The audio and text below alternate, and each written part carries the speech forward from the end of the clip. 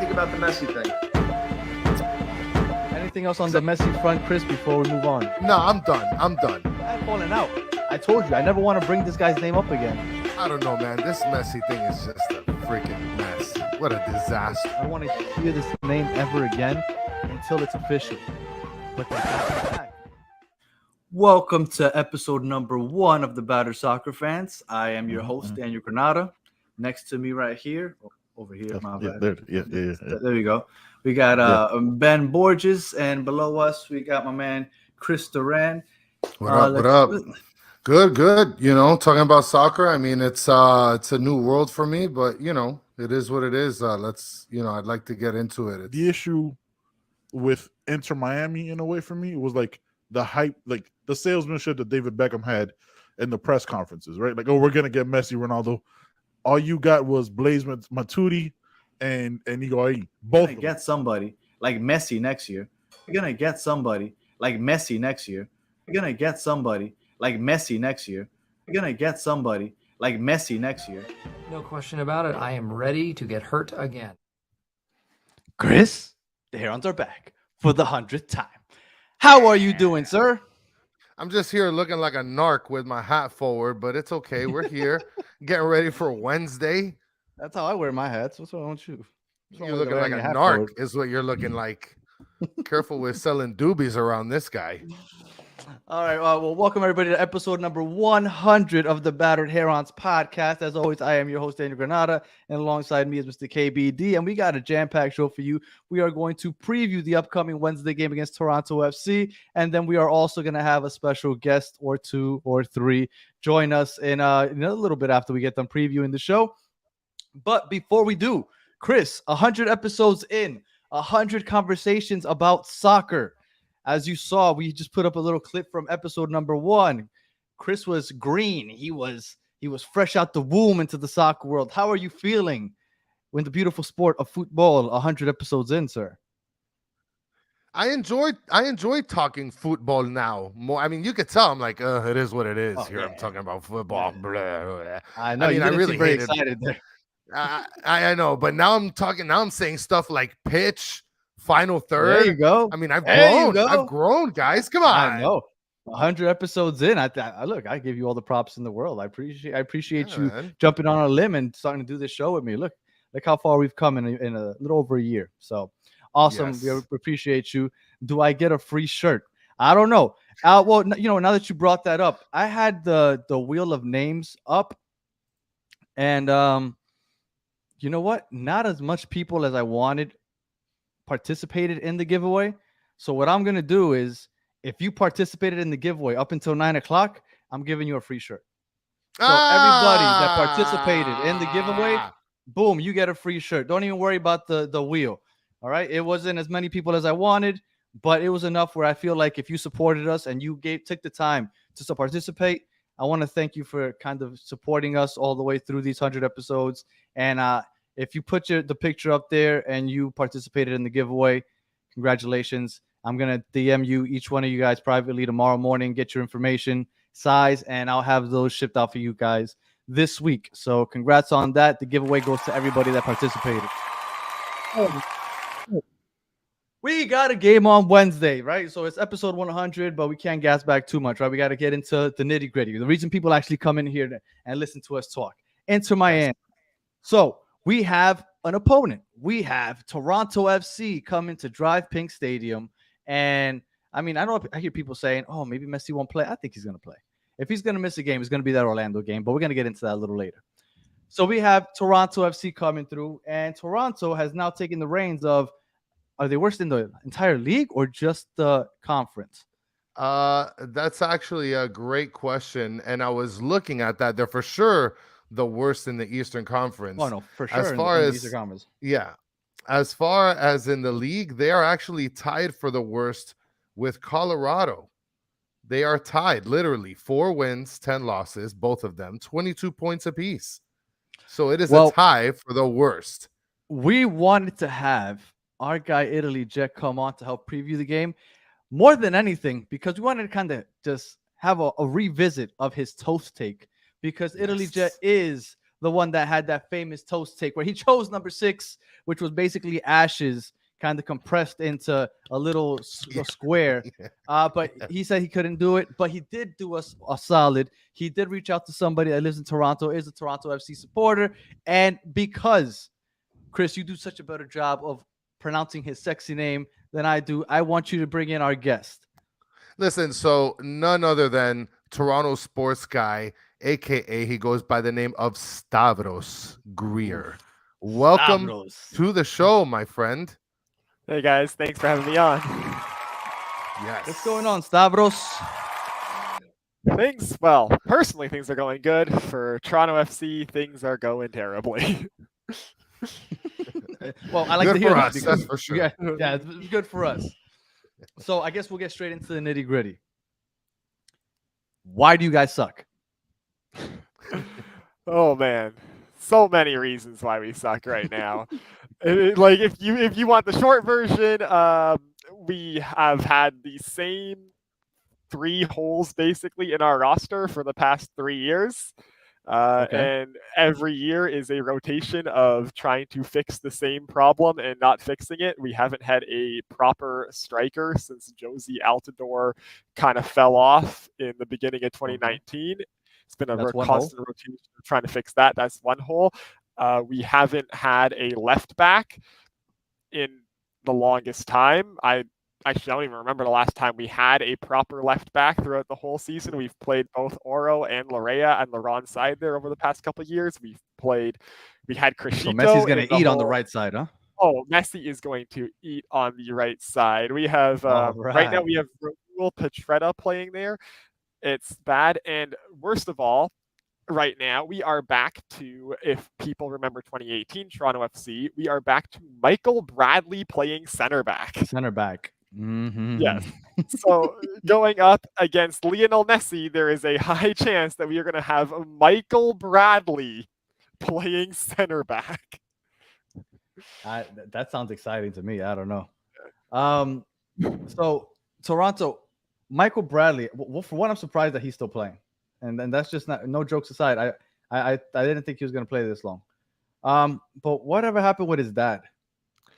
So yes, the Bob Bradley situation. That was he was the GM and coach when he got brought in. That was like the big thing of bringing in Bob Bradley and Michael Bradley's dad. Obviously, the whole connection there. He just, again, like never brought in the right guys like to fix up holes that he wanted to fix. He brought in like his players from his past like positions. He brought in Diamande to fill in the gap at striker, just for Diamande to immediately get hurt early on the season. And so like his player acquisition part of the role wasn't that great.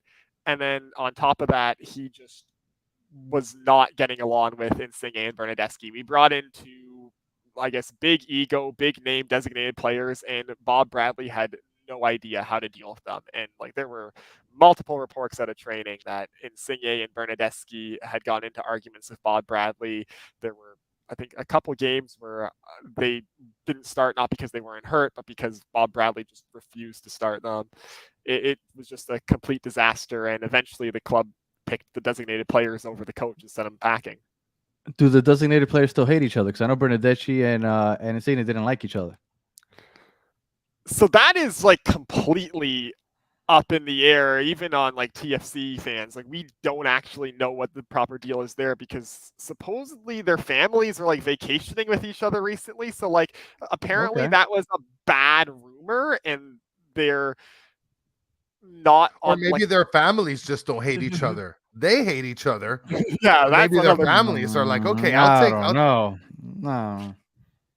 Yeah, maybe. So like they might not like each other. They might be fine, and that was just a bad rumor. On the pitch, there's no massive chemistry, if that's an indicator. So like right now it seems like they're tolerating each other, but who really knows? It doesn't seem like everything's happy-go-lucky with those two, though.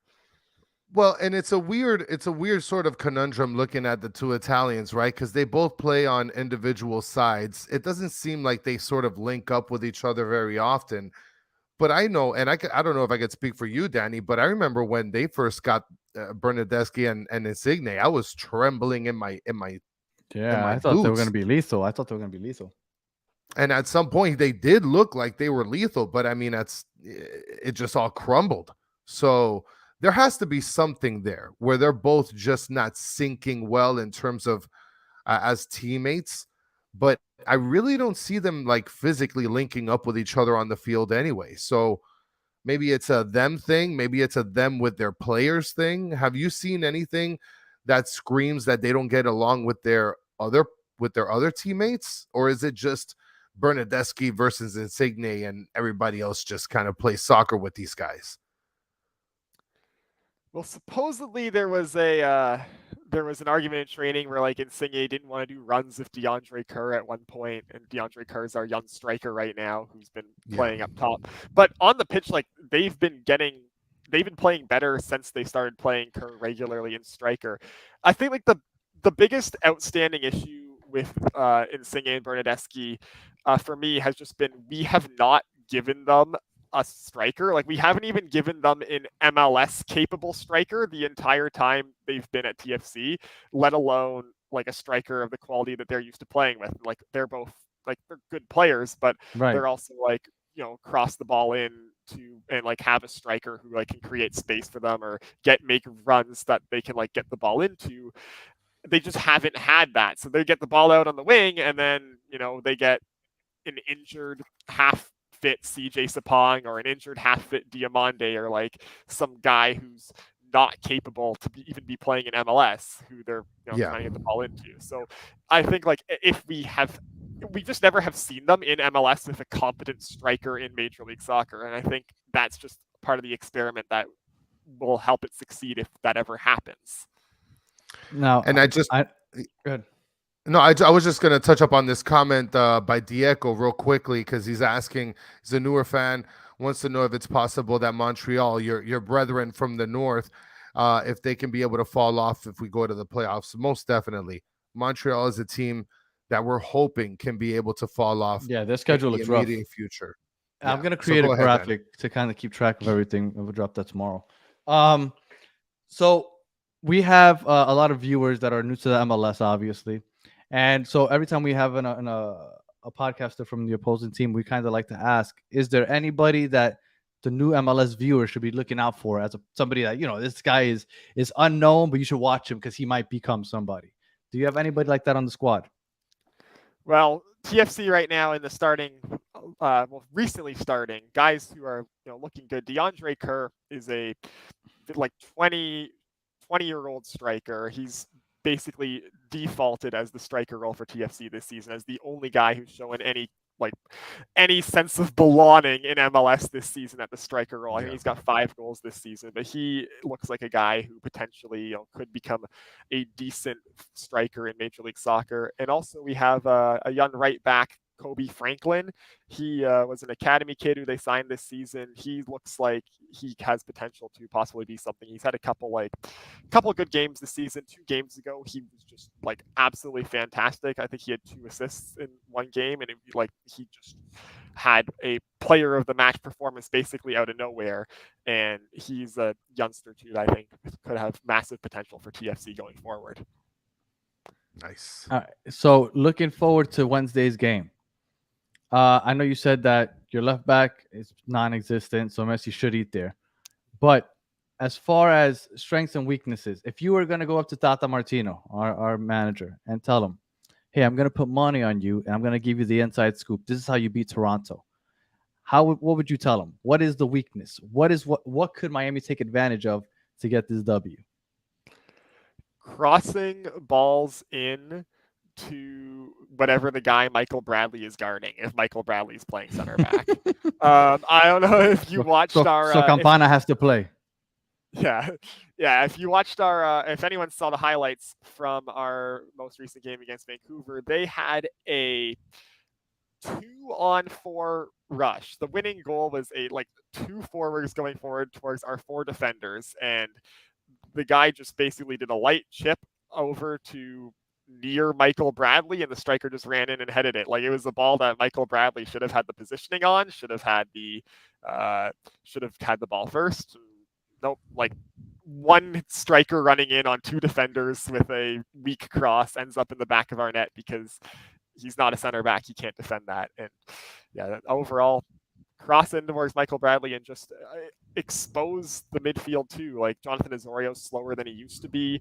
Our other midfielder is Alonso Coelho. He's a kind of promising young kid, but he's young. And then we have Franco Ibarra, who doesn't want to be here. So just like, I'm sure Busquets right. You got him from Atlanta. Control that midfield. Yeah, we have him from Atlanta, and he had that famous "I don't want to go to the worst team, don't send me to the worst team" quote when he was loaned out to us.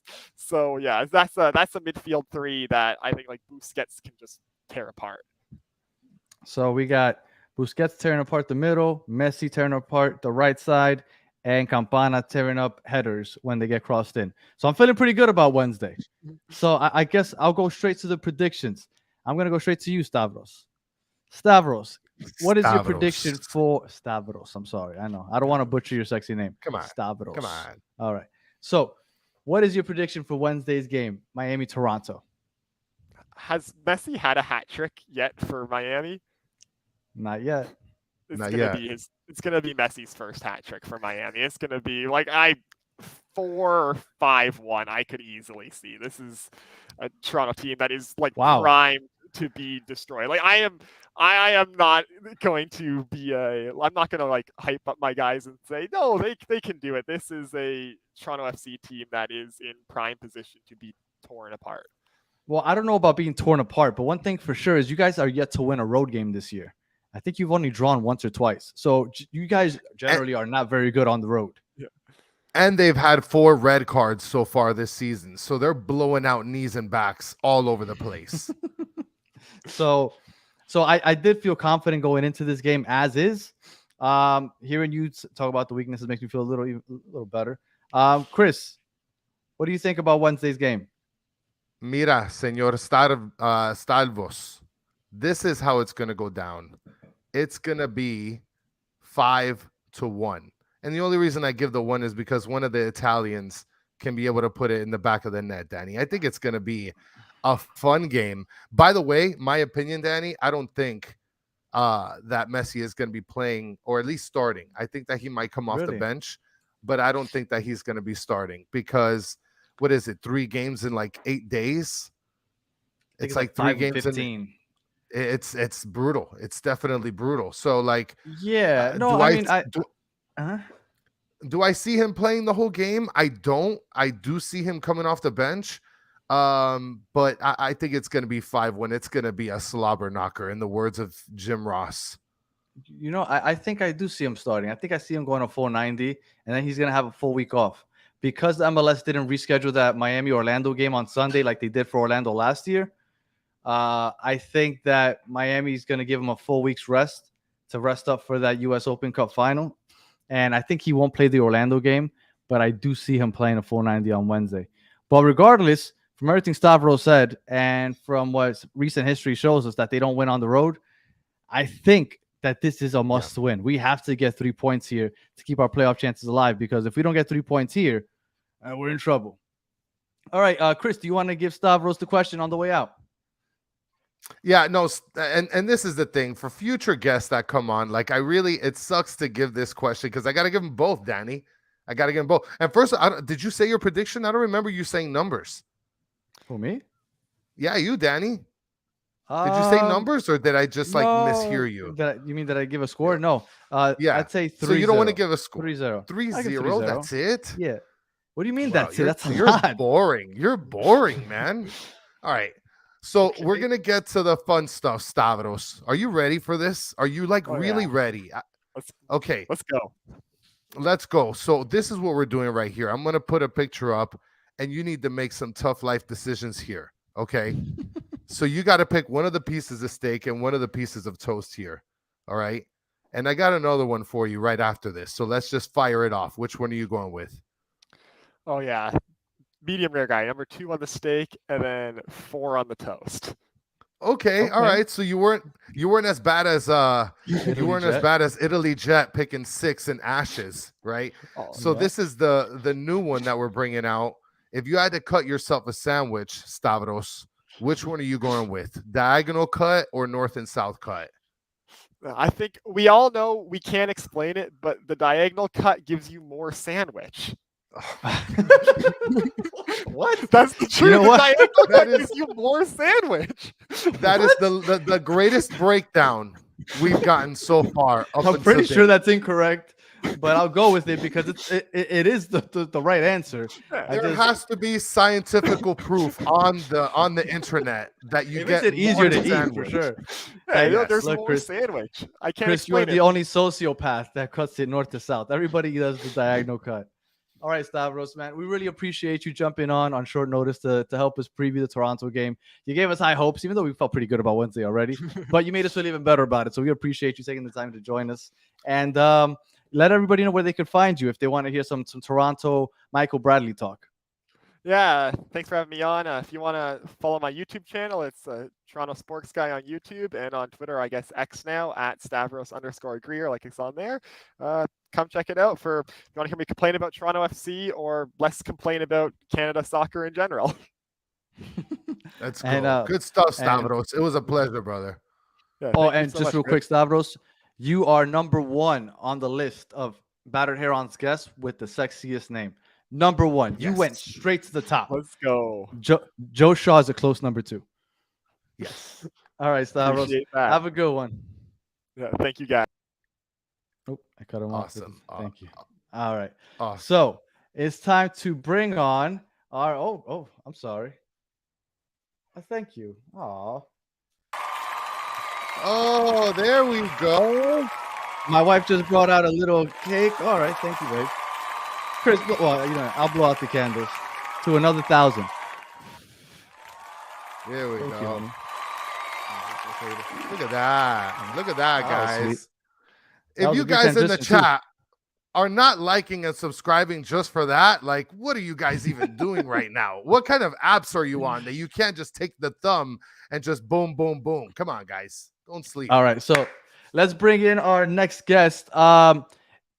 He was number 1 at one point. He is now number 2 sexiest name on the list of Battered Herons guest of all time. Let's bring on my main man, Joe Shaw. How the hell are you doing, sir? You are on mute, sir. Yes.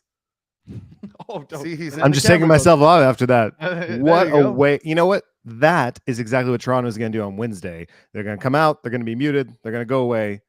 Bing, bang, boom. I'm doing great. I'm excited to be on my favorite Inter Miami show that I've ever been on, Yes. the Battered Herons Thank show. you. To be Yes. fair, I think you've only been on one, so It's true. but we'll right. take the cake anyway. You put enough qualifiers there, you make everybody happy. There you go.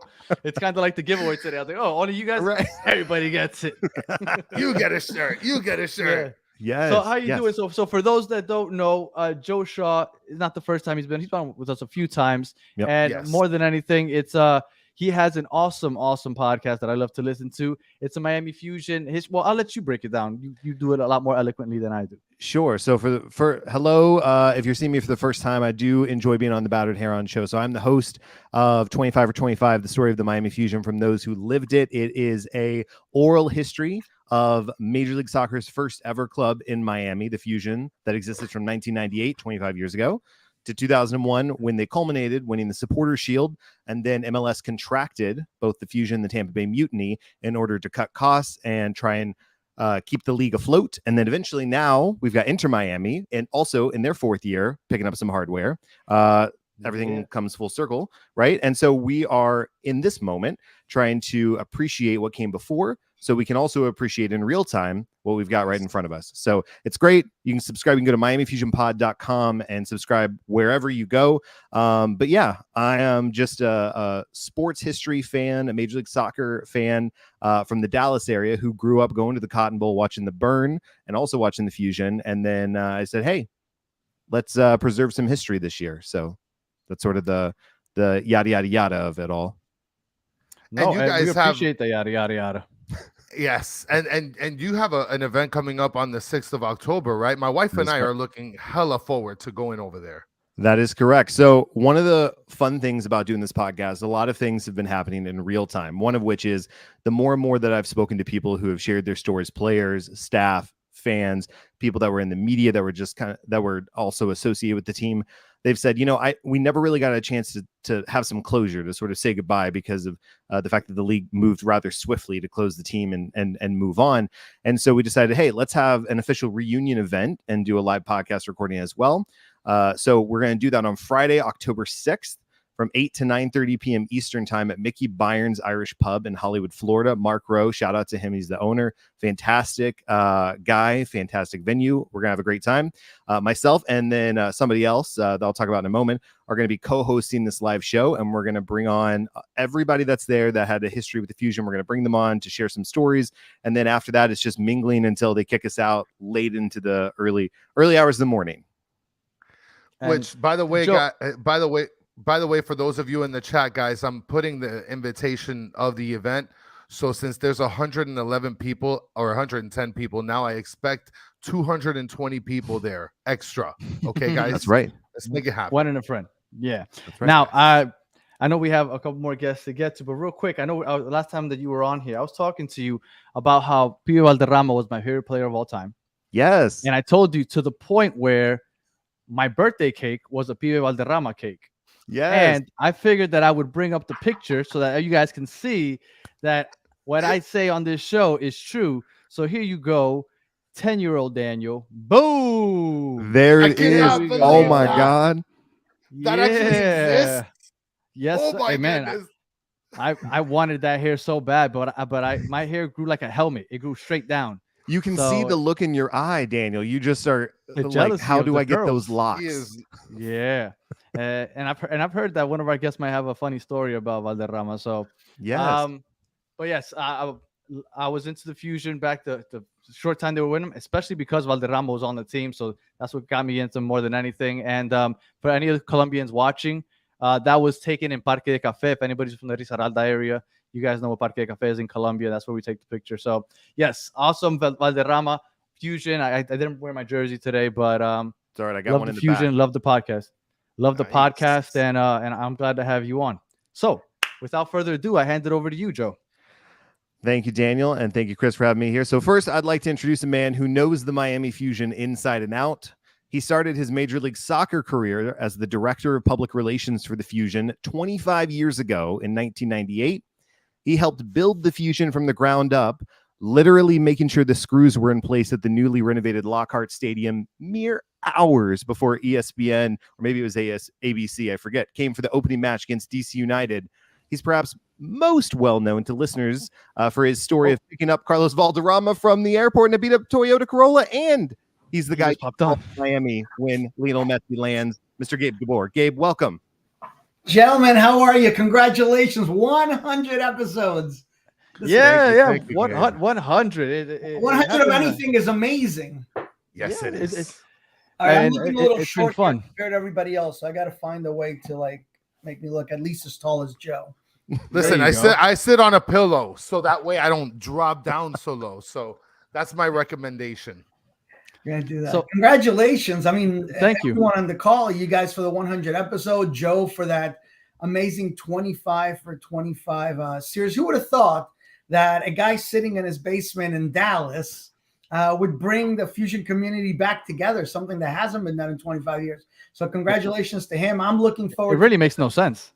Yeah, it does make no sense. And I know there has to be an alternative motive, but we'll figure that out one day. What's your end game? I just want to party in Miami. I don't think that's too hard to see. I think that's the goal, right? That's the end goal. That's the pitch to get everybody over here. All those fourth and fifth DPs that are coming next year. I'm gonna try this chair raising thing, see if it works a little. So, Gabe, so that way we could all just party together. That's right, Gabe. I did before we get into the Fusion and everything. I know you were part of the Fusion. What did you think about the growth in South Florida soccer since then? Because I mean, it took quite the hit, but I know that you run South Florida PR communications with South America, I believe it is, right? Yeah, I work with MLS Communication in the international division. So we do U.S. Hispanic, all of Spanish, not just Spanish-speaking countries. We deal with the whole world. It's the international division. England, Germany, Like Italy, Portugal. etc. All those countries, and then those of us who work in international also work on all the Soccer United marketing properties. So we do the Mexican national team. We've done Barcelona tours, the Manchester United tours. We've done Copa America, the Gold Cup. We got our, we're spread pretty good in the soccer universe here, which is great for me because not only am I working the domestic league, but I really get to be part of the global soccer community and work international events. Now, what did you? I mean, I know that you don't have necessarily any intricate workings with it, but what were your thoughts when you saw that Messi was coming over here? I didn't believe it till I saw him basically getting off the charter plane, that famous video we all saw on Twitter. I really, thought that it was a long shot. I thought that there were so many obstacles for it not to happen. But I learned my lesson, and the lesson is never underestimate the Mas brothers and never underestimate David Beckham. And I told him that. I told Jorge when I saw him the first time after they contracted Messi, I'm like, you did it. You did it. You dreamed huge and you did something that few thought could be done. And I still, even till today, when I'm watching a game and I see him running around with that pink uniform, it's still hard to believe that this is a reality right now. It's just unbelievable.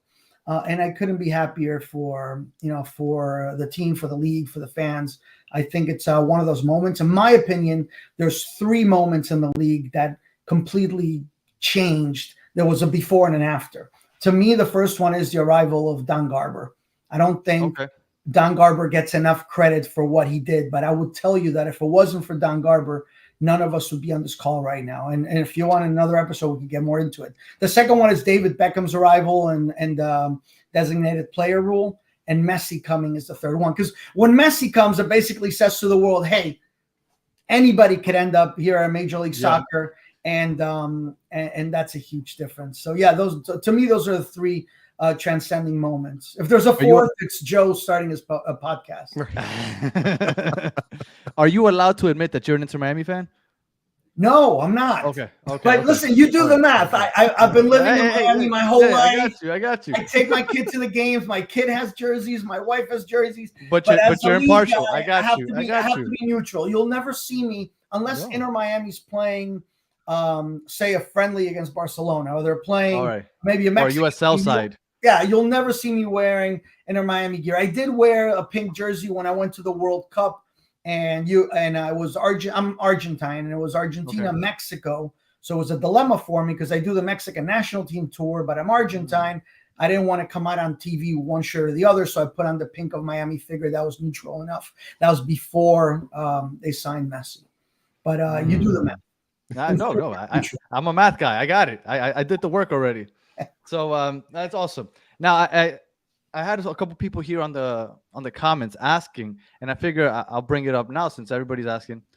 We have a lot of viewers that are from other countries, so they're kind of confused sometimes with what goes on with MLS. And a lot of them are asking, why didn't Messi play on Saturday? Now, there hasn't really been an official reason. I'm going to throw out there that I think it was turf. Do you think turf is going to be an issue here? Well, first of all, Tata said that it was a coach's decision. Basically, he's fatigued. He's been flying. Not just, we have to remember, when you play in MLS, it's not like Europe where you take, or England where you take an hour and a half train and you're at your next destination. You're flying cross country to LAFC, then you're coming all the way back. Then you had to fly to Argentina. Then you went to Bolivia. And at some point, you got to say enough. I could tell you that I worked as media officer for Leagues Cup, the first 5 games that Messi participated, the first 5 out of 7 games. And I was beat. I couldn't function. I was so tired. I didn't know where I was sometimes. You wake up in the middle of the night, and you don't know what city you're in. So I can't even imagine doing the same travel and at the same time having to play 90 minutes. So I can see, where it says these players are just fatigued. They need a break. But like everyone else, I am hoping to see them play on Wednesday because it's a big game. You guys were talking about it earlier. It's as much of a must-win as you're going to get for a regular season game. They need to get this one after what happened in Atlanta.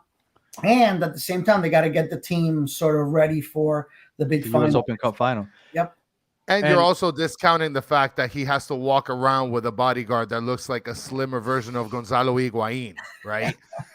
He seems like a sweet guy. I've actually met him. The first thing you want when you get to work with these folks at this level, these players, the first thing you want to do is meet the bodyguard, because you want to make sure that you don't get a stiff arm on the way to doing your job. Tackled. So I introduced myself. I told him who I was. He wasn't that impressed. It's okay. But yeah, he's an impressive guy. I've seen. They have video compilations of him, 15 minutes of him doing his job. It's amazing. Yeah, Messi didn't play. Go ahead. My daughter thinks that Messi is a hologram. That's what she thinks, which is crazy, because how can you even say that about one of the greatest players of all time? But he's gotten pretty famous during that KC game where Messi didn't play. People were stopping him to take pictures.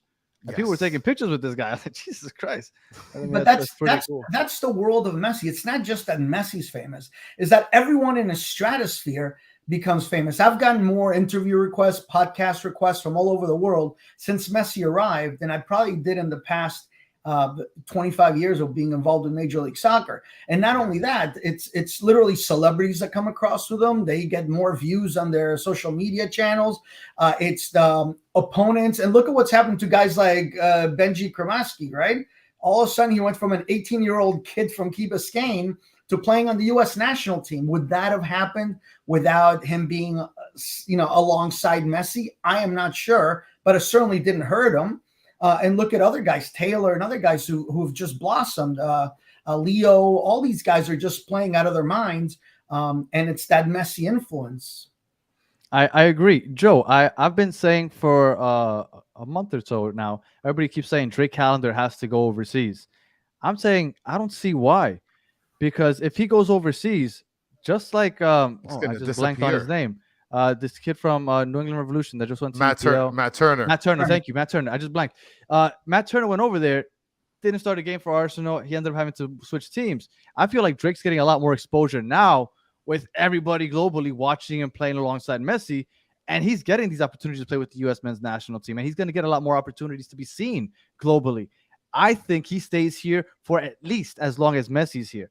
Joe, do you agree, or do you think that maybe he should take that move overseas? Well, I think there's two schools of thought, right? So one, you want to strike while your stock is super high and you want to get a huge return on your investment. However, we're in a new era. Inter Miami is being talked about in the wider areas. Like, what if they were in the Copa Libertadores? What does that even look like? What type of environment would that look like for somebody like Drake, right? I mean, and then the fact that you are in MLS and you've got the most eyeballs on you, and there's going to be tournaments like the Copa America next year, right? That's here in the US. And then the Club World Cup, who's to say where that's going to happen in a couple of years, right? There's a lot of opportunities. I think Drake's going to do what's best for him. But it'd be hard for me to see him leaving right now with everything that's going on. There's a train of thought that it's because of the competition, because he won't get opportunities with the U.S. men's national team because the competition that he's facing isn't great enough. But my counter argument is, if he's not playing when he goes to, let's say, England, and instead he is playing in Copa Libertadores, you can't tell me that he's not playing against good competition. If he's playing international soccer, and instead of being on the bench over there in the EPL or playing in the Champions tournament or whatever, the FA Cup and all those other, I honestly believe that he'll stay here, and I think that players want to play with Messi as long as he's around, and that's just what I've always thought. Yep. All right. Go ahead. I'm sorry, Gabe. You were going to say something? No, I was just listening. Okay. It's great that I didn't have to answer the question. You guys took it. That's good. Otherwise you put me on the spot. I will tell you, a lot of times we think only of the sporting aspect of moving overseas, not moving overseas, coming here, coming there. But there's also family questions, and maybe there's an aspiration. Look, maybe he wants that experience where you live, and South Florida is very kind of rural. We don't sort of work where you live, but maybe he wants that experience where he walks down and everybody knows you, and you walk to the corner cafe, and then you walk to the stadium, and to him, that might be, who knows? So everyone has, every athlete is a world within themselves, and they have to make that decision. Do I stay here, continue to start, play with Messi? Do I take my chances And it's such a personal decision, and you never want to get in the way of an athlete fulfilling their dream or, being able to cash in on their success. But Messi has changed the game. I do believe that there's players around the world who are now considering playing in Miami or playing in Major League Soccer because Messi is here. I can also tell you another big difference maker has been the arrival of Apple TV, because Apple TV means that you are going to be seen in over 100 countries, no matter what. Name 5 other leagues in the world that are shown consistently, right, in more than 100 countries.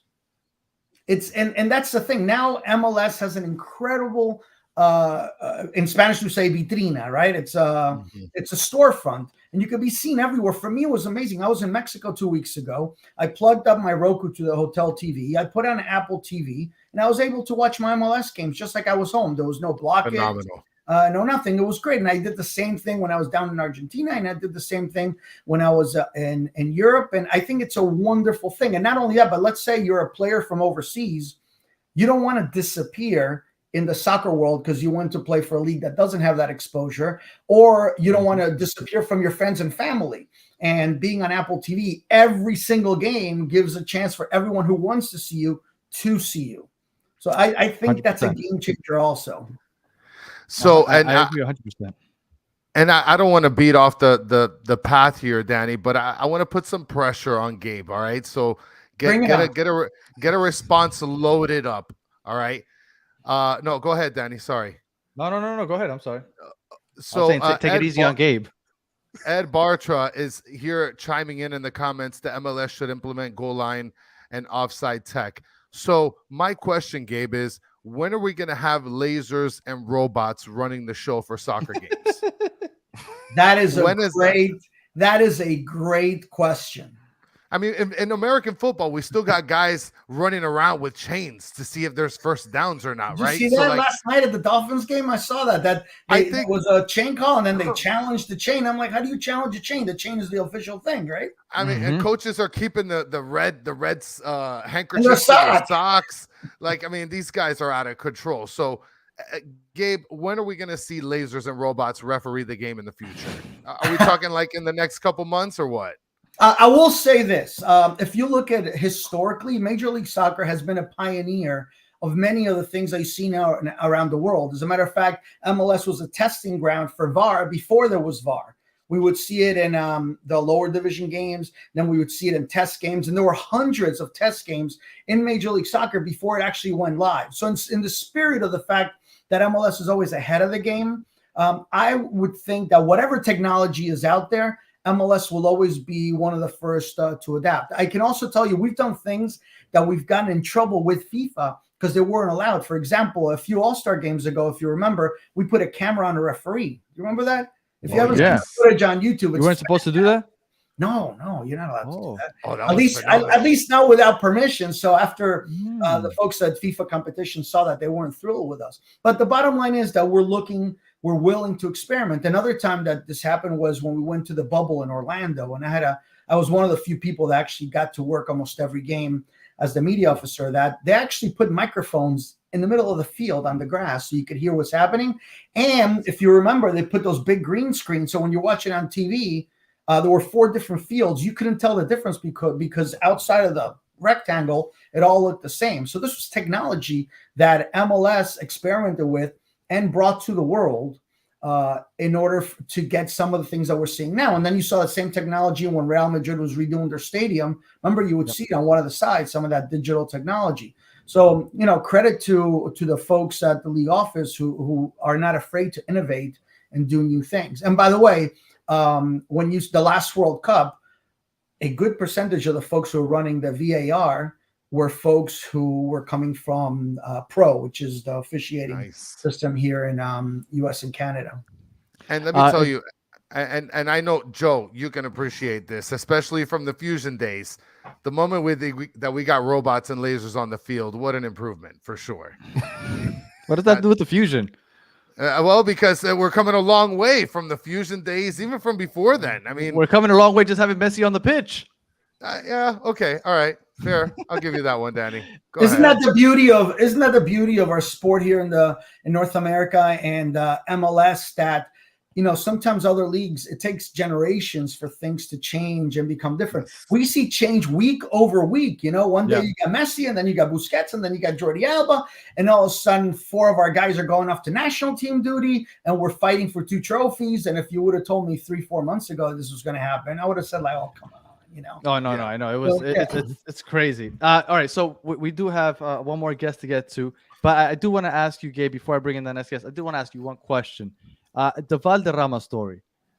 Could you tell everybody the Valderrama story, because it's one of my favorite stories from the Fusion show, and I would love if you could just share it with our audience. The airport story. Yes, sir. Because there's a bunch of Valderrama stories. I know. You guys have to check out the podcast. So many good stories from back in the Fusion days. And I'm fortunate to still be friends with Biba and his wife. I don't know if you guys know, but he's actually a South Florida resident now. Yes. Lives in Broward. So I'm going to try my hardest, Joe, to bring him over to the reunion if it's possible. I'm waiting for the right time to ask. I'm thinking like 10 days out is the right thing. So Valderrama, it was probably 2-3 weeks after I started working at the Fusion 1998. And I at the time I was driving a BMW Z3, which is like a 2-seat convertible, the one that James Bond had. And this was my way of being cool, in front of players, which didn't work at all, by the way. I was probably the nerdiest guy in the organization. So it was like 12 o'clock, right before lunch. And the GM at the time, Leo Stiltano, comes up to me and says, hey, I need you to go pick up Valderrama and his wife from Fort Lauderdale International Airport. I'm like, you want me to pick him up? Yeah. My car's not available. I have a meeting. It's in the shop. I don't know what it was. You need to go get him. I'm like, but Leo, I only have a 2-seater. I can't pick up, a guy and his wife. This is literally them coming to Miami Fusion for the first time, their first welcome. Now, let me just frame this with, you've seen other player welcomes at airports before nowadays in this modern era. Like I helped Orlando with a Kaká arrival. They had 300 fans. They closed off a terminal. There was, music and drums, supporters. They waited with them with a big stretch limo. That's sort of the expectations nowadays when you have a big player arriving in market. But this is 1998, another world, and I'm told go pick up Valderrama. The GM's car is not available. So I start asking around, but it's like lunchtime. There's nobody around. Finally, one of our interns, she says to me, look, you can use my car if you want. She had like a beat up 4-door Toyota Corolla, but it's a car. This is before Uber or anything like that. Right. And you couldn't just kind of call and say, hey, I need a car right now. So that's what we got. So her and I go down to the airport, and this is before 9/11. So we park the car and we go to the gate. Back then, you could actually go to the gate. And Valderrama comes off, easy to recognize. I shake his hand. Hello, Peter. How are you? I meet his wife. Oh, he has his entire family in tow, like 2 or 3 kids, right? And we go downstairs, and there's luggage for the entire family. Now, I got to squeeze everybody into a beat-up old Toyota Corolla. So there we are. I believe we ended up putting luggage, like the 2 of them, plus the 2 kids sitting on their laps, luggage in the trunk, luggage on top of them, luggage on top of me. And that's how we drove from Fort Lauderdale to Commercial Boulevard and brought him for the first time ever, because we wanted to make a good impression, to the Miami Fusion offices. And that's how it happened. So, needless to say, we've come a long way, South Florida, as far as South Florida soccer goes. And, can you imagine if somebody says Messi's arriving at Miami International, go pick him up? Somebody in the Toyota Corolla. Beat up Toyota Corolla. And go, Antonella, you put Thiago on your lap. Mateo sits next to him. Oh, different world. It's different time. It was very, very lean. I think you could fit the entire Miami Fusion office, everybody, GM, coaches, sales, PR, and everything. You could fit them into, might be one of the large meeting rooms or conference rooms now at the training center, which, in case you forgot, our first training sessions were at high school fields or neighborhood rec fields. The very first one was at a neighborhood, like, one of those places where they play community soccer in Cooper City. The very, very first time we trained in the afternoon. So yeah, we've gone from that to just about every team in the league. Every team in the league has multi-million-dollar training facilities, and they all have academies. And it's for me to see it firsthand what's happened in the past 25 years is Big unbelievable. leaps, Danny. And I forget what episode it was, but Joe and one of his guests went over a story about Roy Hudson going and talking in high schools. You just got to check out the show. It's awesome. So many funny stories. Such a good time. But Joe, I'm gonna let you introduce our next guest. Well, Gabe, you're gonna stick around, right? It's up to you guys. Yeah. We'd love to see you stick around. All right, so go ahead, Joe. I give you the floor. Sure. So you talk about the story of Ray Hudson going into the high schools or the elementary schools and sort of doing the demonstrations. The guy that told that story is the guy that's coming up next. So I'd like to introduce a man who didn't start with the Fusion, but he damn sure finished with them. He got traded from, in his words, not mine, worst ever coach Bora Milutinovic, who coached the 1994 U.S. men's national team, in case you're trying to connect those dots. Got traded from worst coach ever to the Miami Fusion in 1999. He's perhaps most famous for his 2001 MLS All-Star Sports Bra goal celebration. He is the captain of all captains and a person who's still called captain by Ray Hudson, and the man who believed in my idea enough to help it grow into what it is today. And he'll be co-hosting the live event with me next month, Mr. Jim Rooney. Yes. How you doing, fellas? How's it going going? on, Jim? Oh, Here no we round are. of applause for him, Chris. Oh my God, I am so sorry. Oh my goodness. There it I is. totally Chris. blew it. Wow. You know what's funny? Gabe just told the story about his. Do you guys hear me good? Yeah, we can hear you. We hear you Okay. good. It was. Listen, Gabe is a special guy. You got to get to know Gabe and work with him. I mean, there was one time when we went into. We had to go. I forget what it was called, Gabe, but where all the networks were down. They all worked where you get interviews, and they were all in one area in South Florida. And Gabe brought us there, and he knocked on every single door. He literally broke up shows. So you can't go in there. Oh, that's right. I will be right back. Knocking on doors to try and get us all in there. Gabe is. Do you remember that, Gabe? I do remember that, and not only that, but I remember what a joy it was when you joined the team and were made captain, because Jim Rooney was not your average player by any stretch of the imagination. He's a New York guy. So here is the new captain, a New York guy who's all about being New York. He's tough. He's like one of those people that was a handyman, a plumber, an electrician, and a soccer player all at once. I mean, that guy. And here I am, this and so he's type A for sure, right? And here I am, the PR guy, a chubby Jewish guy from Miami Beach. but Jim was the leader that team needed, and he was like a brother. And I got to tell you, when you work in the sport over 25 years, you meet a lot of amazing people, and you meet a lot of people who are not that nice. And Jim is one of the good ones. And now it's 25 years later, and I admire Jim today like I did the first day I met him. Jim, you don't work for the MLS. Are you allowed to say you're Inter Miami fan? Listen, I could say whatever I want. There we Right go. Please tell us you're not an NYCFC fan, though. No. Because No, they're he's not in even New York. building it. They're not even building it in the Bronx. They're throwing it out there in Queens. Like, what are we doing over there? Yeah, that's not even the real part. It's for me, New York City you have to have the stadium, and it was always difficult to get it there.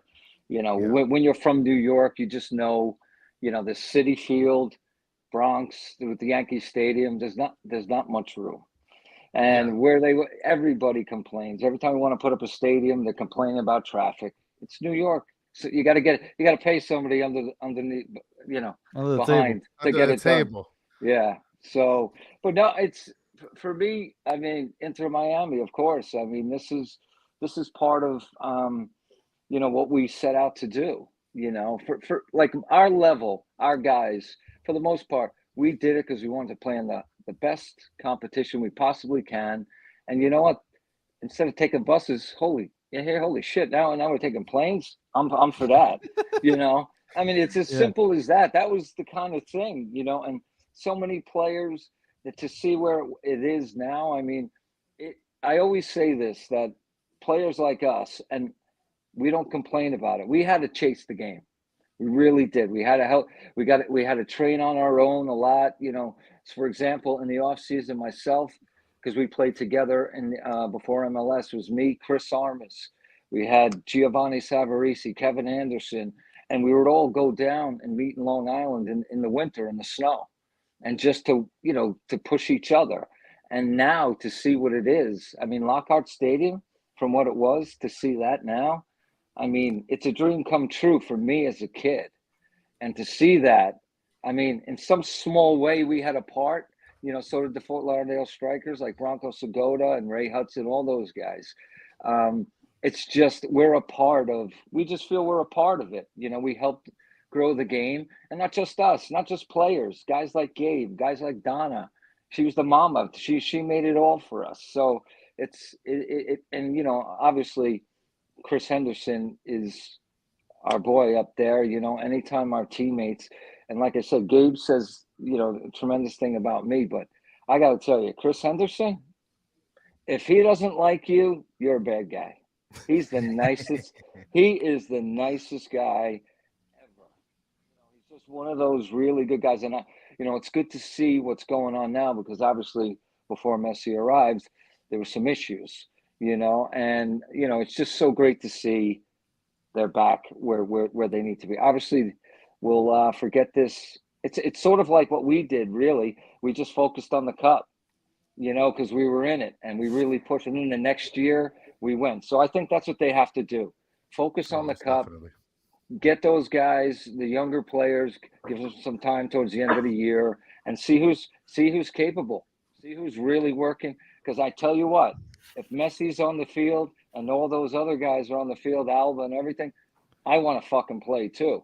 So let's see how these young American kids work in the off season, and well, it's a really good test for them. It's awesome to see. I love to hear that. Now, look at that, Jim. Look at that. I got the medal right on my neck. What's that medal? That was the second place U.S. Open Cup. Oh, okay. It was. Yeah. I don't know if it was Jim or it was somebody, but they were so annoyed that they lost that as soon as they got it, they took it off, and somebody handed it to me. And little did they know it would be kind of the only medal the team ever won in its history. So I proudly display my second place U.S. Open Cup medal. For the record, we should have a supporter shield somewhere in the stadium. I don't care if it was the Miami Fusion. We should pay homage to that and make like a replica or something. Because I know they weren't giving shields back then. Like, they did. That's the whole thing. I don't remember back then that there was actual physical shield. Yeah, there wasn't. Yeah, and but they've got it carved in there now. So it's etched in the. Yeah, well, it's etched on the shield. So yeah. Oh, yeah, with all the past winners. Okay, that's right. You know, seeing Jimmy just underscores that team in 2001, and in general the 4 years that the Fusion were around, and the number of players who have moved on to make incredible impacts in the world of soccer. You think about Garth Lagerwood being the president at Atlanta. You think about Jim and his career coaching with the national team. You think about Jay Heaps and what he did in New England. You think about Tyrone Marshall and his coaching career. Leo Cullen became an agent. It's really unbelievable. Chris Henderson, obviously, we talked about him with Miami, and the list goes on and on. And that's what I think. Correct me if I'm wrong, Jimmy, but that's what Ray Hudson wanted. He wanted a group of leaders, people who were going to be leaders on the field, who were going to be fantastic at what they do. And, you know, once their playing days were over, they just continued on that path. And I would say that man for man, you take everyone who played for the Fusion in those 4 years and you put it against any other team's 4 years, and you will not see the same number of successful folks around the league or in the world of soccer. Right. And you know, for me, you know, you're right, Gabe. And there's a lot of with this I guess 25th really talking and thinking about other players. It really got me to understand where other guys are. And, you know, Kyle Beckerman, when he was with us, he was 19 years old, right? And he hurt his knee, he tore it really bad. So he was around the thing, and he didn't play that much for us in terms of training towards the end of the year. But he lived with Nicky Nicky and Laszlo. And guys like him, I just remember him as a 19-year-old kid. And, they would protect him and all that kind of stuff. But we had a great young group of guys. So with guys like that, I said, Ray made me the captain. I said to Pablo right away, I said, listen, they're going to come to you before they ever come to me. I said, and, because at the time I was 30 years old. Kyle's 19, it's totally different. So Pablo was the leader of the younger group because they all kind of came to him. And so if there was ever a problem, he would let me know, and then we would go from there. But there's so many leaders. And I just found out by looking at Kyle Beckerman, I mean, obviously the career he's had. Now, Kyle Beckerman is the head coach of a college team in Salt Lake. I mean, it's just, to me, it's like, yeah, that makes sense. Kyle is just a smart player. Everybody has gotten into the game in some way or fashion. And I mean, it really is incredible. And it goes on. Wade Weber is coach at Seattle Sounders Tacoma team. Pablo Mastroeni, just talked about him. 2 World Cups. World Cups. And by the way, few people know this, but when Pablo came out of NC State, he was a forward. And the reason he ended up being moved to defensive mid is because they needed young guys to run behind Valderrama, because Valderrama wasn't exactly known as a, hard-nosed defender. So they moved, the coaches at the time, Cacho and his assistants, moved Pablo Mastroeni to defensive mid to basically chase after Valderrama. And that little move changed his life because he ended up playing 2 World Cups for the United States as a defensive mid. I know you guys were talking about all the leaders that came out of that team. Does anybody think it's a crime? I guess I'll ask Rooney because you said you could say anything, right? Yeah. Is it a crime that Ray Hudson isn't calling games for Apple right now? I think that as a yes. I mean, because I mean, I feel like Messi highlights are synonymous with Ray Hudson calls. Yeah, I mean, that would have been an incredible matching, but yes, as a fan, as a person, but there's a lot, like, I don't even know. A lot that goes into that, I imagine. Yeah, and I don't even know, honestly, with Ray, what's going on. I mean, Ray he just likes to watch him play. I mean, obviously it's his favorite player, but again, we would all love to hear that. But there's you can't, like Gabe even said, we could complain about Don Garber, and Don Garber, is honestly, from my point of view, and I'll actually tell you a quick little story about Don Garber. After the fusion, I went to New England Revolution, and after that, in our contracts, when you leave the team, that they pay for you to move up and they pay for you to move back, right? So after I left, after the first year, my daughter was going to school in Florida. So I retired and I was coming back, and New England never paid. They forgot that side of it. So I was like, let it go. So finally, my wife had called Don Garber's office, MLS. And I was like, what is going on? And so sure enough, on Friday night, we got a phone call late at night from Don Garber. And he said, listen, I'm sorry for the misunderstanding. I really and he fixed it. And next thing we got the check. Now, Don Garber is actually taking calls from everybody like that. I mean, to me, that was, I knew right then and there. Stand up. This guy's the right guy. I mean, look, I'm leaving the league, and he still had and by the way, what it was, like $3,000. Something like that. I mean, just those little things. He knows how to do things, and it doesn't, like Gabe is 100% right. And he's worked and seen a lot more than me, but just the little things he took care of, and you see it now. Stand-up guy, stand-up character. Absolutely. Do you guys win the cup the following season if you guys don't fold the team, or if the team doesn't get folded? Absolutely. I agree. I agree. You guys lost it to babyface Donovan, but you guys should have won it. Troy Dyack. I'll never forget that name. I was sitting in the stands, and that guy hits a header, and the whole franchise is kaput. And I'm like, that guy. I got to meet him one time, and I told him, hey. Yeah. For those, because there's a lot of people here listening that aren't familiar with, especially the history of South Florida soccer. Miami Fusion I know Joe alluded to it earlier. We had a team for 4 years down here, MLS. They won the Supporter Shield, which basically says you had the best record before the playoffs in the regular season, and but you do have a playoff after that. They didn't end up winning the cup; they got eliminated. But yeah, I think that team was good enough to win a couple trophies. And unfortunately, like you said, you have the only second place medal there. So I did want to ask you guys, and I'll start with Joe since Joe's been sitting quietly. Chances that Inter Miami win the treble this year, because I know where we were coming from. We were on an 11-game winless streak before Leagues Cup. All of a sudden, things change. Do you think that there's a chance that we win the treble this year?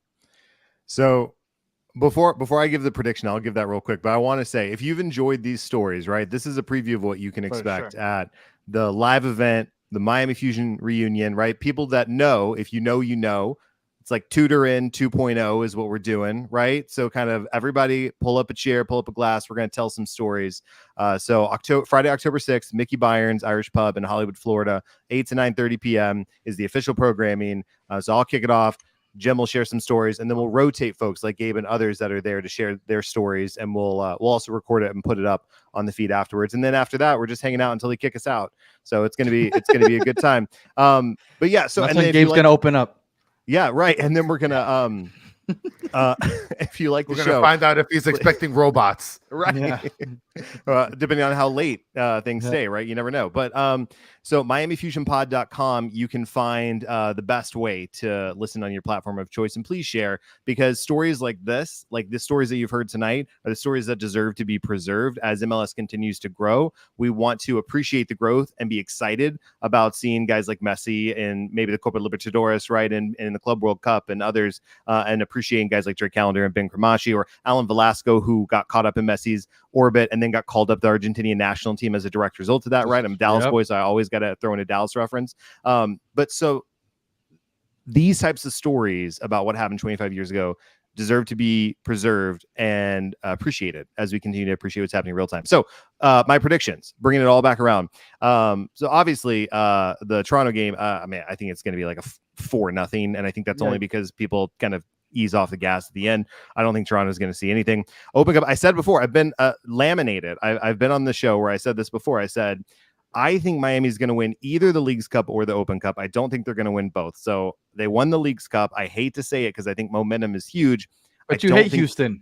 I do hate Houston. I don't want Houston to win. I want Houston to get shellacked. Come on, Joe. I know. But I do think Houston's playing well, Joe. Houston's on a run. They are. And at home. I don't want to underestimate Acho, right? I mean, come on. Like it's going to be tough. It's going to be gritty.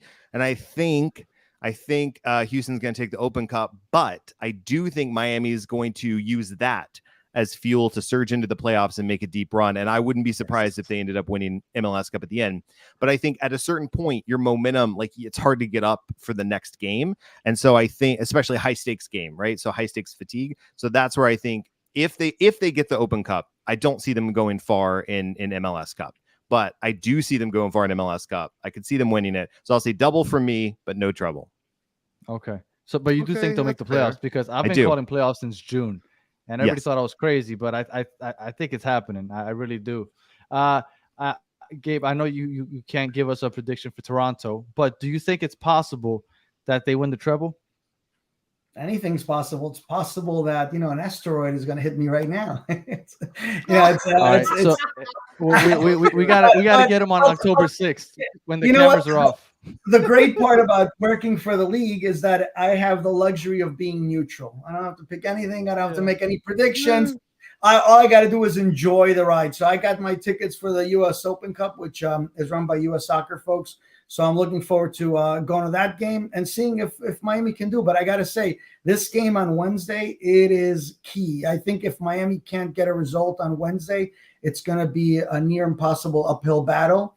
On the other hand, if they do win a second trophy, that's not bad work for 90 days or 2 months here since Messi showed up. So we'll see what happens. But I always root for the same things. I root for sold out stadiums and high ratings and fun games. That's what I root for. Yes. Yeah, fun games. Chris, we'll get them on October 6th. Chris, we'll get them on October 6th. Yeah, we'll get it. With cameras off. It could cameras be off. good. Could be bad. No, thank you, Gabe. Well, let's ask the expert, Jim. Jim's the expert. Jim. What do you think? Yeah, Jim. Treble, yes or no? Who's getting 86th? No chance. No chance. Treble. Whoa. Treble? That was strong. I I'll tell you know. what, That was strong. I will tell you why. Because you have Okay. to focus. They have a chance at the 2 cups. I mean, the Okay. league is very. I mean, they're going to put so much energy into the league fighting to get there. Where they have ability to get it already from League's Cup. I don't think they're going to put too much energy towards the league. If they get a couple, if they get a couple of games and it goes on and stuff, possibly they'll go about it. But I think they're going to focus on the cups because they're going to bring it. And like I said, that's a lot of games to play. Mm-hmm. And listen, if Messi's playing, yeah, I'll definitely say it. If Messi's playing, yeah, but if, like you say, it's difficult. You see going to Atlanta 5-2, it's just that. I got to tell you, people have asked me about Messi. I don't think I'd want to play against him. Why would I want to play against Messi? That's bad I news. don't think anybody wants to play with him. Like everybody says, oh, it must be great. I'd be like, no, I got to tell you, I wouldn't want to play against him now at this age. I go, look at him. He's making everybody look like fools. I said, what do I want to be? I don't want to be, what do you guys call those? A meme. I don't want to be a meme. I mean, like the 2 Charlotte players when they ran into each other. Did you see that? Yeah. Bad for them, yeah. It's like, look at Marco Echeverri was bad enough. He'd shake his shoulder like that and he'd send you. I can't even imagine playing against Messi. And God forbid, the way I played, I had to hit people a little bit more. And like, it's almost like you were just a little aggressive. Yeah, but I'm saying to myself, geez, I don't want to be the guy that hurts Messi. And it's tough to play against guys like that. Never mind the referees, just everything. I mean, I will tell you that difficult.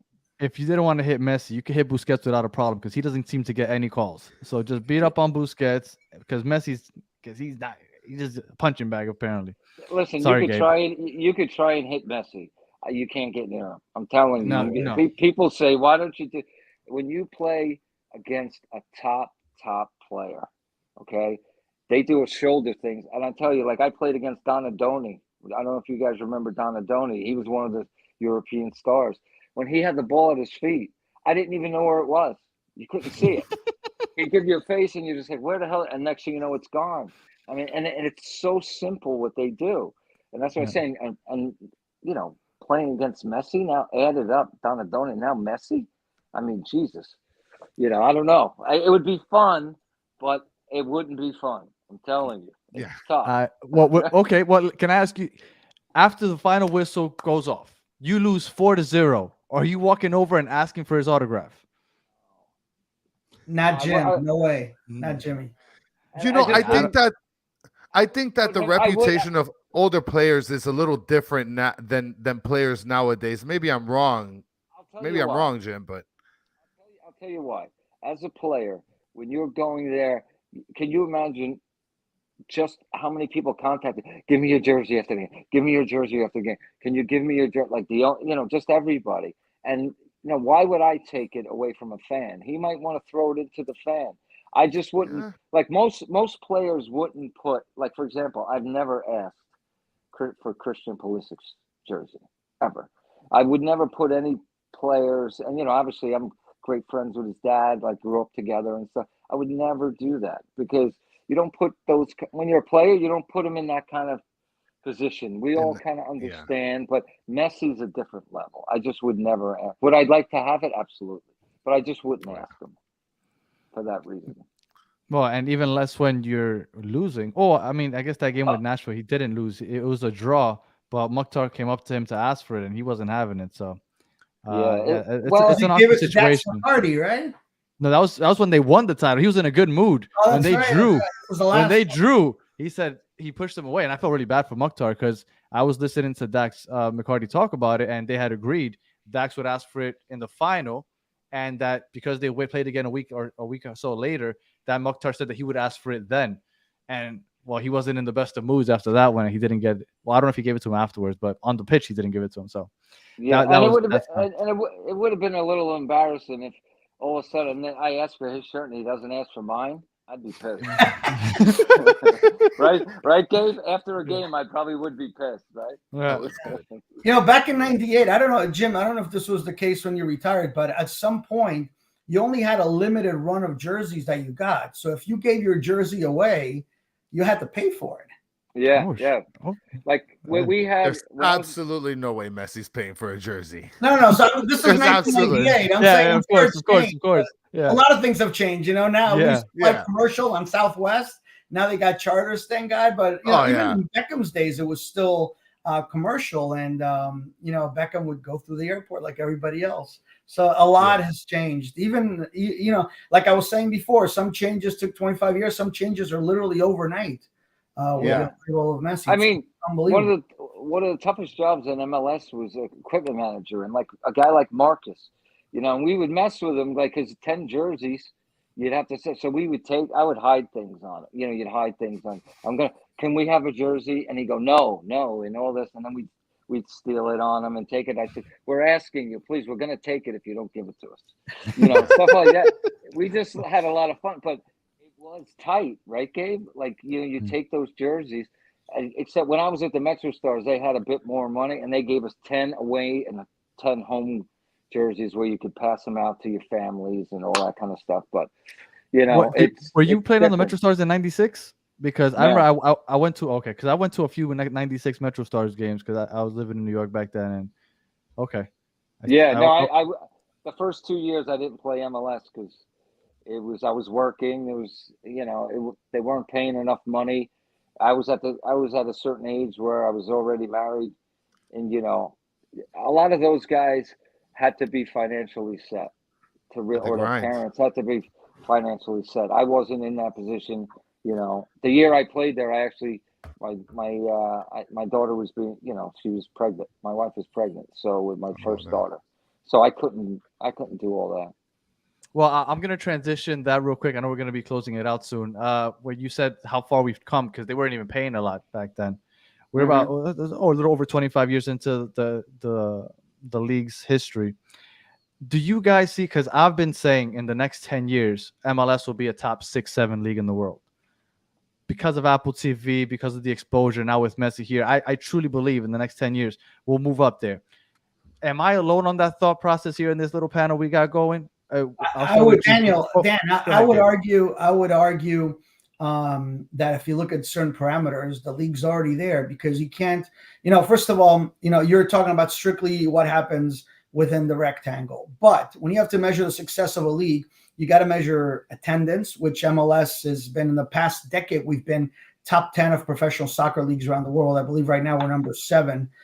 We average almost 22,000. It's going to go way up this year because of Messi. You got to talk about financial stability, number of sponsors. So when you talk about great leagues, you have to talk about it as a whole. So I would say that in many areas, MLS is already the league that others strive to be. And I would say that in areas where and there's other areas that we're going to get there eventually. So the answer is absolutely, no question about it. And I think that Messi's arrival shows that nothing is impossible for Major League Soccer. Nothing. Especially when Messi comes and he's joined by Jordi Alba and he's joined by Busquets, where's the limit now? Where's the limit? And don't forget that because of the single entity system that we have, any rule in the league can be changed by a vote. So what happens if they decide, we're going to go to 4 DPs or we're going to go to 10 DPs or we're going to get rid of it? Now we're financially strong enough to do that. Who knows? So you heard it here first. Gabe said we're going to 10 DPs next year. No, I didn't say that. He said, what if? The point is that things can happen. So I have no doubt about it that even in 5 to 10 years, it's going to exceed whatever dreams I have because there's things happening now that I wouldn't have imagined 10 years ago, like a trio like that coming, and some of the other things are happening with the league. Not only that, it used to be unheard of that we'd have 70,000 at a game, for example. Yeah. The other day we played at Atlanta, there were over 70,000 people, and nobody batted an eye. Like it happens all the time, and it does happen for Atlanta all the time. This year we broke the record at the Rose Bowl. We had 85,000 just about for the think about 10 years back saying, we broke the record, 85,000, and 2 weeks later we have 70,000, and nobody noticed. It's just What financially and viewership wise and everything, especially with Apple TV, I agree that we're gonna get there just based off of those numbers sooner than 10 years, if we're not there already, like you said. But in 10 years, I think on the pitch, it's also going to be considered top 6 or 7 in the world. And for example, I had a lot of people talking to me and saying, and I understand the Leagues Cup with everybody playing in the MLS, that's fine, I get it. But I'm sorry, MLS dominated that tournament. I get it that they were playing all the games here in the United States, but I'm sorry, if you get the English Premier League to play all those games here in the MLS, they probably dominate the MLS because they are superior. We dominated Liga MX, and I'm sorry, guys. Maybe the top 2 or 3 teams can compete in the MLS, but for the most part, those lower 10, and I mean, I don't want to hear. I think that we are there. I think we're above Liga MX already, and that's my opinion. And I know Tank right here was saying that we need relegation. I disagree. I don't see how that benefits this league. And because right now, remember, we're a young league. In the English Premier League, everybody's accustomed to the top 6 teams fighting for everything. We're a league of parity. That's how we like it here. So I appreciate the parity, but when you have parity, relegation seems kind of counterproductive. The reason you do it over there is because, well, that's the only thing that those lower teams have to fight for, because they'll never be up there in the conversation with Man City and Manchester United isn't that great right now, and Liverpool and all those, because those are the teams that fight for everything, for the chip. Yeah. And then you got the lower teams that fight to just stay above. Here we have a league of parity. Joe makes a great point. Joe makes a great point on the chat. He reminded us all that the 2026 World Cup is going to have a huge effect on this league. 100%. But it's not just that. Look what's happening next year. Copa America. The year after that, we got Club World Cup and CONCACAF Gold Cup again. After that, the World Cup. After that, possibly the Women's World Cup. And after that, the Olympics, which, by the way, if you remember from Atlanta, the Olympics are not just played in soccer Olympics, not just played in one city.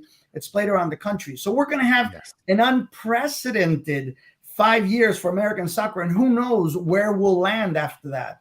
And I can't wait to see. But you know what? When it comes to competitive, I would love to hear Jim's opinion, because obviously Jim is the guy that plays it and coaches it, and he has that perspective that we all kind of wish we had.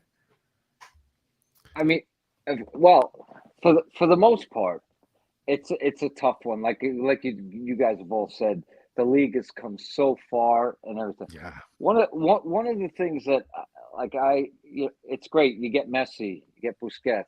You get Alba. I'd like to see that slow down a little bit for the sake of, now I'm talking strictly as a player. Okay, going through, I'm always worried about the younger players getting an opportunity, because that's what this is about. Okay, this league was built to make our national team better for the most part, and make most Americans better, and then better players. And you've seen how well it's done. We have, look at Tyler Adams in Europe. Okay, all these players, Christian. You also get like Christian's at Chelsea, can't get a game, right? Goes there, and he goes down to AC Milan. He's playing great. It's just opportunities. Yep. Everywhere even in England, okay, there's a different perception for players, where they're from, where they're going, and they're going to give European guys better on America. So for me, I would rather the younger guys stay in this country a little bit longer, seasons, like you said, Messi's playing, guys like that don't have too many older players. But it seems to me that Messi is really taking a liking to the younger players and really caring about the development of the players, which in fairness, Carlos Valderrama had no, that's the one thing that he did not do, and it was a different time, and he was a great player. But Messi, that's what we need. American players need to believe, I'm sitting next to Messi. Maybe I can play at that high level. And he'll tell them at certain stick around point. For a couple. Yeah, he'll just say, hey, listen, and believe me, if Messi is looking at you wrong, you're doing something wrong. I mean, it's a big deal. Now, never mind Busquets, all these other guys. We need these mentors in our locker rooms, and that's why I like them. But if we have 6 of them at the expense of 4 of our players, our younger players, that would bother me. That's the way I look at the game. I'm not looking at dollars and cents, right? But for the most part, I think if we do take care of that, we will be one of the top leagues. I don't know if 10 years could happen. Like you said, World Cups are coming. So many people, everybody wants to come and play here. And Messi, like you say, he opened a lot of people's eyes coming here, and they see the stadiums.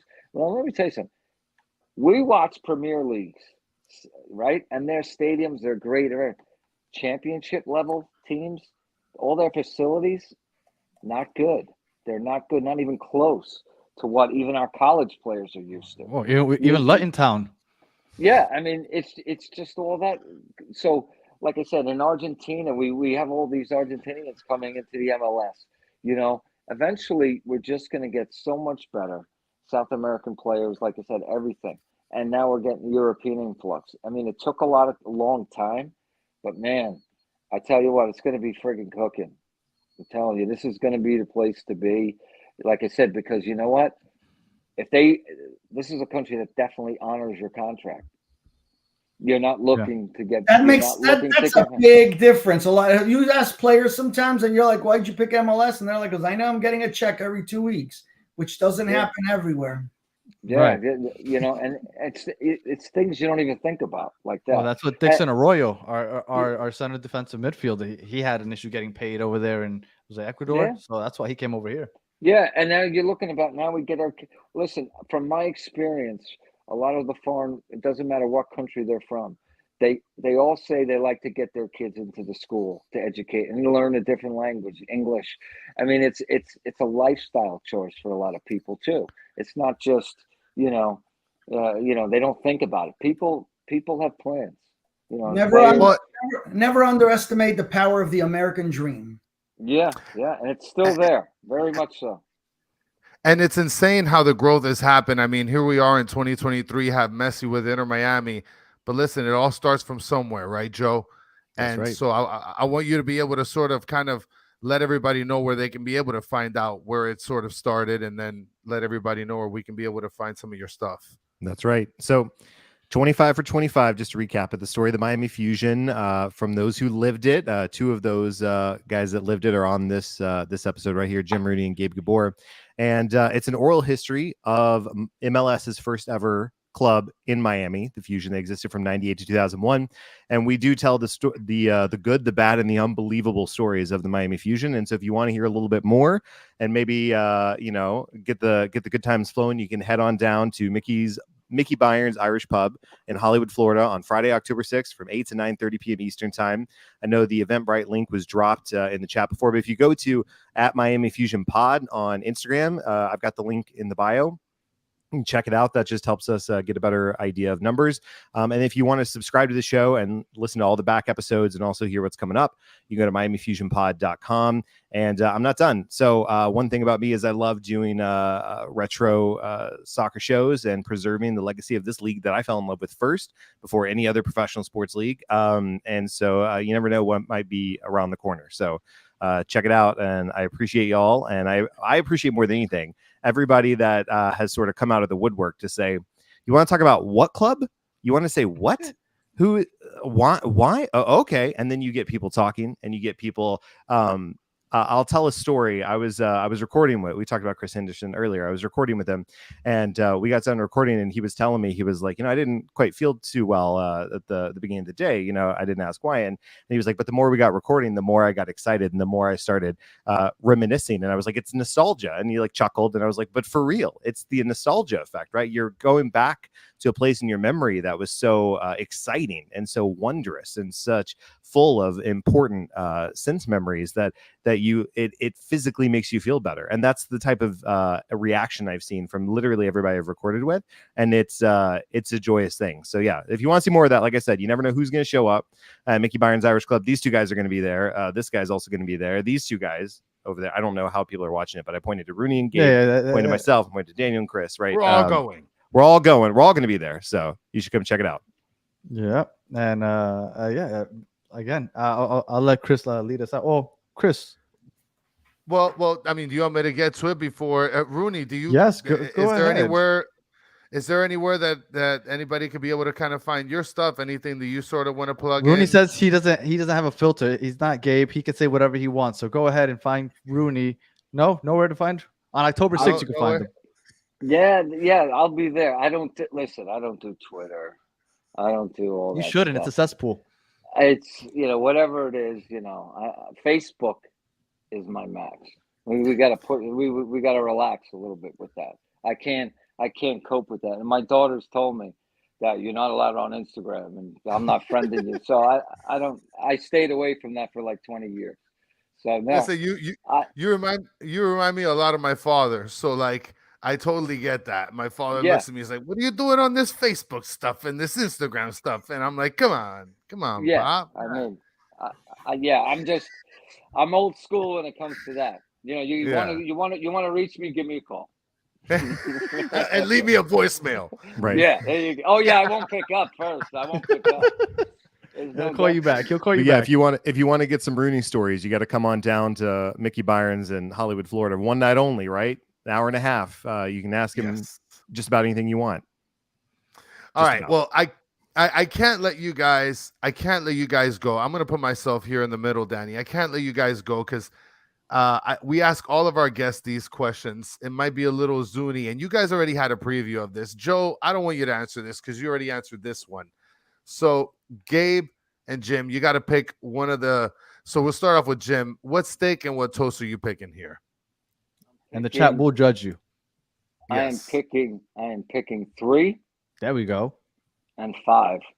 Oh wow. Ooh. Okay. You're close. That's tough. I mean, he was a very aggressive player. I could see that. All right. What about you, Gabe? Where are we going with this? You know what I'm going to say. I got to go right down the middle. 3 and 3. There we go. That's my guy. Okay. That's my guy. Straight down the middle. You got to middle. go 3 and 3, just like my predictions. I'm like Switzerland, right down the middle. And then speaking of down the middle, which is my favorite cut of this sandwich, right? Now, which side are you going with? Are you going with the diagonal cut, or you're going with the right down the middle from north to south, Gabe? Whoever doesn't say diagonal can unfriend me right now. There is exactly. Well, let me see what Jim says before I start. For some reason, if you take a sandwich, you cut it down the middle, like the one on the right, it just looks average. But you give it that little touch, that angle, and now you got like a French pastry sort of sandwich. So Let me tell you something. I grew up in a deli, in New York. My whole high school thing, this cutting stuff. First of all, we had round rolls. You know what they are. But, like, listen, the angle reminds me if I'm going to visit my buddy's house and their mother cuts it like that. I do it straight up the middle. Yeah, what? Look at that. Let's straight go. Up the middle. That's like a Reuben? Yeah, that's a little too fancy on the angle there. I don't understand what. What are we doing? Gabe, is that a 5-star thing? Sandwiches? Actually, when you go to a Jewish deli, they cut it right down the middle. They don't do the angle thing. That's it. Thank you. I was gonna say. Yeah, it's like a Reuben. Yeah, a Reuben I've seen cut right down the middle. I'm gonna get a call from a rabbi now. So last but not least, Joe. Well, which one are you going with, Joe? Oh, that's right. Joe's never answered that question. I gotta go diagonal. There's just something about it. It gets me excited if I get a diagonal sandwich, right? But in Texas, we like the simple things, right? We like to take it easy and we like to eat diagonal sandwiches. That's about it.